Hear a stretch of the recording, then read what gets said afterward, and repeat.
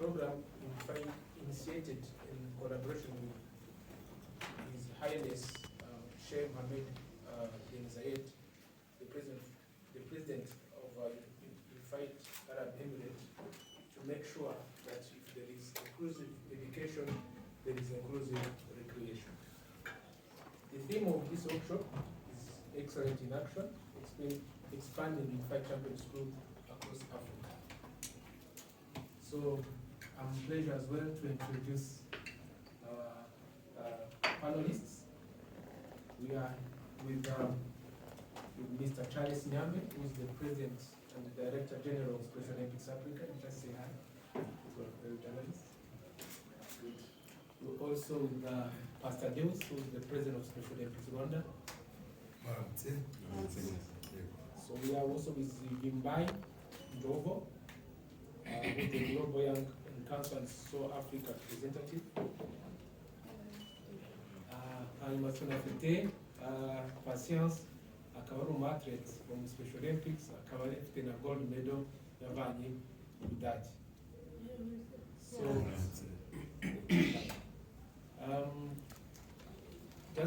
I'll be taking 3 questions around. Then once they are being answered, we can take another round of questions. But before we start with the questions, this press conference can use both languages, either local, Rwanda, especially for our athletes, and English. Maybe French will translate. Good. So we start with Patience. Patience, ibe tujye gutangiraho badusangize bivuze iki guha amahirwe abantu bafite ubumuga bwo mu mutwe mu mikino by'umwihariko no mu mashuri.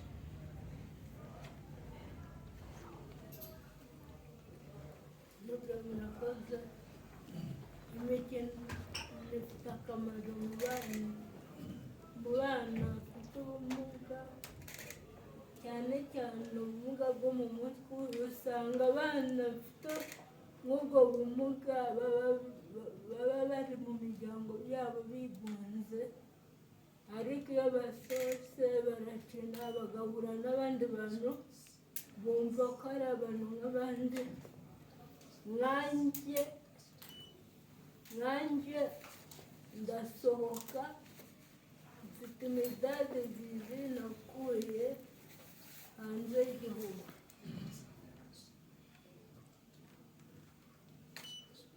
Murakoze cyane. Reka nkurikizeho Vimbai. What does it mean to have opportunity for athletes in leadership, and what is the impact? Okay, so I think athletes and youth involvement in Special Olympics is a very great significance. For example, youth act as advocates for inclusion in Special Olympics. It's not just inclusion for that day, but it's setting up a standard where we can actually have an inclusive future. Youth involvement is not just a checkbox to just say we've got youth in the Special Olympics program, but it's an opportunity to actually invest and to innovate and to have connections that are very impactful for our future. Youth can actually take meaningful roles in Special Olympics, such as taking up projects. I myself was given an opportunity to take up a project in sibling engagement, and it has impacted a lot of Zimbabwean athlete siblings a lot. They can also act as core mentors and core coaches. For example, when the young athletes see us youth and athletes as their coaches, we are trying to grow a culture. They grow up seeing us doing what we're doing. They'll definitely want to be more like us one day. I would also say athletes and youth also act as campaign managers, because I feel like most youth and athletes in my generation use social media mostly. So for youth to be at the forefront of raising awareness on inclusion on social media, it's very significant and it's very impactful. I would also say that youth involvement, for example, at my school that I was going to, no one knew about Special Olympics, but when I introduced Special Olympics to them, telling them that I myself am a sibling to a person with intellectual disability, they received it all. So when it's coming from a youth instead of coming from just another teacher, I was in a social work class. So if you start telling the students about disability, it's just another boring lecture to them. But when I was given a chance by my lecturer to actually speak, because I asked him if I could speak to the class about that, they received it well. And one day when we were having a sports day at Special Olympics, I invited my class, and some of those people came. So when youth are put at the forefront of things, they actually make more impact. Because I think the others get motivated when it's coming from someone of their own age. It's not just another lecture, it's not just someone telling them to do something, but yeah. Thank you. Thank you so much. Now I'll give the floor to Pastor Davis, the Special Olympics Rwanda president. What happened with this UCS achievement? And take us through what happens and what FIFA Champion School means to Rwanda and especially to Rwandan athletes. Thank you. I may say, and it will be somehow because my voice is a little bit having some, so don't mind about that. I hope I can understand what I'm talking. Anyway, what actually this UCS project has brought us, really it is fantastic. First and foremost, we've been having this mission of Special Olympics, and it is still, even we are still in that, but we were missing something, which was to go and meet our partners in schools. And this project, it has been an open door, even to reach, other fellow partners, to eliminate, stigma between our athletes, to their siblings, to their fellow students. And we happened to have this UCS project in schools, and you find now we have a more spirit of unity and inclusion, in schools. When you see athletes with and without intellectual disabilities playing together. So this has been a very, very instrumental that is being for us as a program that we have achieved a lot. Before this UCS, it wasn't easy to go in schools. It wasn't easy at all. And it wasn't easy even to see an athlete having a ball playing together with his partner. But in this, through this unified champion schools, you find this athlete and a partner, they are playing together the ball, which it has created another atmosphere of becoming, one, not two students in this compound. So another thing is it has brought a confidence to our athletes, because they thought maybe they will be always play as what we call traditional, sports, they're playing themselves alone. But now when they see they are playing with their siblings and the other, students in the same school, they feel they are treated like any other, school in that school setup. So for sure, we appreciate this because it has given us more. It has given our athletes a platform where they can showcase their talents and their ability. Because if anybody is given a chance to show how can share what he or she feels inside or talented, then it gives a wider photo of a real human being. So they are no longer now hidden or being locked inside. They are now out because this unified has really encouraged families in the neighborhood of the school compound to bring these athletes to come and play with the rest of the schoolmate. So it has played a big role, and we thank Sheikh bin Mohammed bin Zayed for really supporting this particular project of Unified Champion Schools. Yeah, thank you so much for highlighting in general what really happens as far as Unified Champion School is concerned. But Charles, now it's no longer only Rwanda. Now you're expanding to our Africa. So what are you expecting? Thank you very much, John.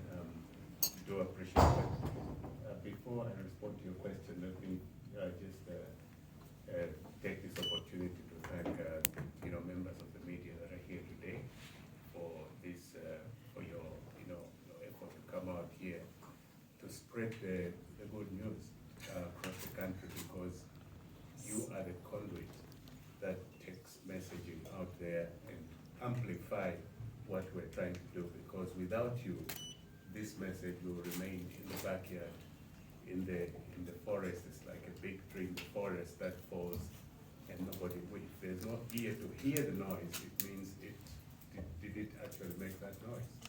So you are the people that take the noise that we make on the sports field out there for families and people that have individuals with intellectual disabilities in their homes to say, wait a minute, there's something happening out there.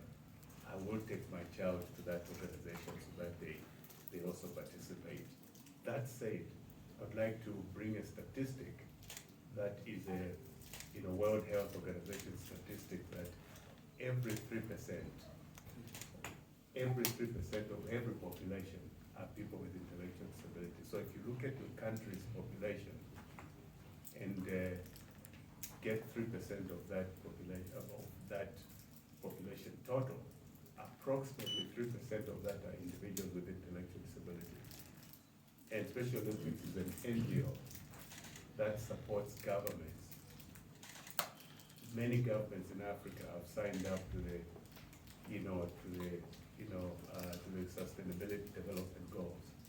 And our work and what we do for people with intellectual disabilities, the most marginalized population in the world, because their disability, first and foremost, is not visible.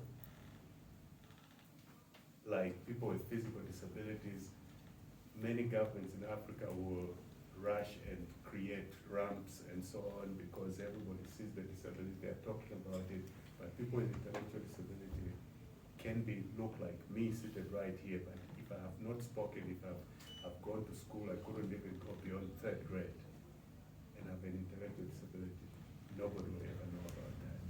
And I will rot in the home without getting any support, social support. I go to a school, I don't get. I go to a sports field, they tell me, no, you can't do it. So it's a no everywhere. So this is what we are about. And inclusion, as you say, is most important. But coming back to your point, the background I've provided, in Africa, we would like to see that there's true inclusion in Africa. We are expanding Unified Champion School, and I want to repeat what the chairman of Special Olympics Rwanda mentioned, that with the support of His Highness Sheikh Mohammed bin Zayed, the president of United Arab Emirates and ruler of Abu Dhabi, is the donor of this globally, not just in Rwanda, but globally. And Rwanda is one of the beneficiaries selected from 190 countries that are accredited to Special Olympics International. And the first in Africa, in the year 2020, when the world was closing to COVID, he had already committed, President of Abu Dhabi had already committed to support, Unified Champion Schools, and we said, COVID is not going to stop us. We went ahead, and Rwanda started the project. Today, 4 years later, look at where we are. And we are now expanding, and this workshop is about expanding a good practice. The good practice of what they have done, we can hear the testimony from the athletes, the good practice of what Special Olympics Rwanda has done. And Special Olympics Rwanda would not have been here if they did not get, the green light from the government. The Rwandan government provided the green light for Rwanda to do this. Through the Minister of Education, because we're working in schools. Yes. And see where we are today. So today we have 8 countries that are represented to come and copy the best practice about Unified Champion Schools and go back and implement, Unified Champion Schools program in their countries. And it's simple. To build, it has been proven through research that Unified Champion Schools is a tool that provides tolerance and inclusion in schools. Many kids refuse to go to school today because they're being teased, they're being bullied, simple things like that. But especially Unified Champion Schools, teachers brings harmony in the school to eliminate those things. And true inclusion happens from the school, they start spreading into the community. It spreads like wildfire. Isn't that the world we're looking for today? Where there's tolerance and less when they grow up and go into their institutions of work, they begin to take those attitudes and those behaviors in their offices, and the world and countries become a better place. Thank you. Thank you, Charles. I used to quote most of